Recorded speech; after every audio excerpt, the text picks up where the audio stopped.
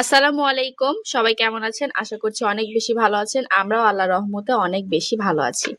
তো আজকে সকাল সকাল উঠে আমরা ভাত-টাত খেয়ে নিয়েছি। এখন আমার নানি এই তো আমাদের জন্য তালের পায়েস করবে। তার জন্য এখানে ঘন করে দুধ জাল করে নিচ্ছে মাটির চুলায়।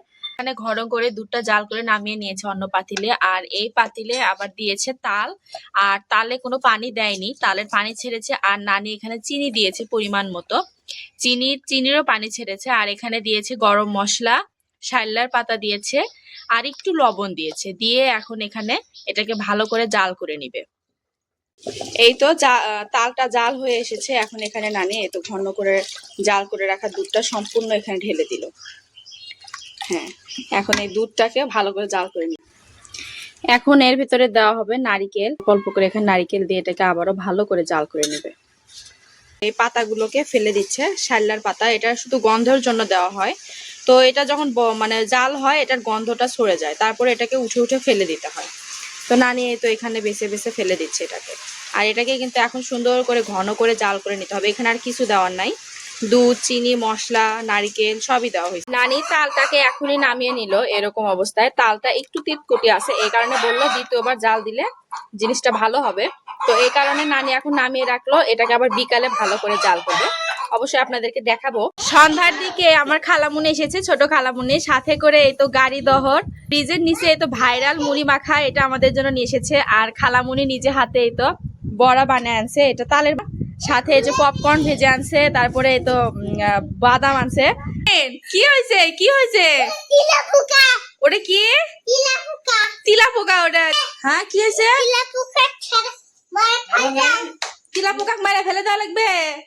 হ্যাঁ, মেরে ফেলে দাও, তুমি মেরে ফেলে দাও। যাও যাও, আমরা দেখি তুমি মারো। কি ঢেকে থুবে? হ্যাঁ, কি কি ঢেকে থুবো এটা দিয়ে? এটা দিয়ে কি ঢেকে রাখবো?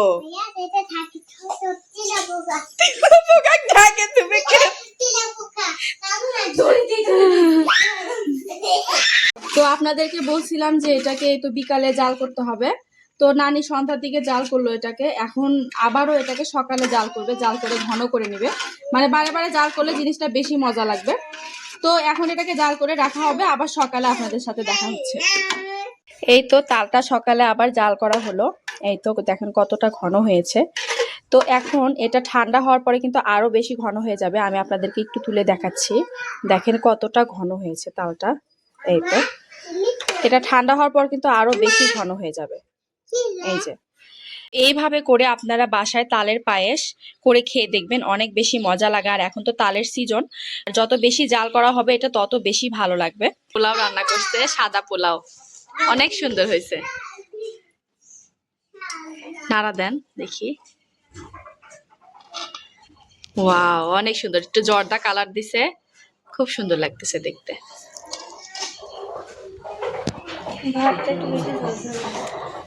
ঝরঝরা পোলাও মানে অনেক ভালো লাগে খেতে।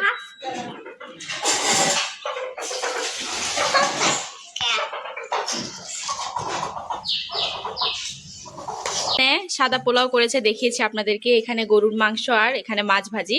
তো নানি আরো বেশি করতে চেয়েছিল, আমরা আসলে বললাম যে না, দরকার নাই, অল্পর মধ্যেই হয়ে যাক। আর আমরা বাসায় চলে যাব তো এই কারণে। তো এখন আমরা সবাই খাওয়া দাওয়া করে নিই।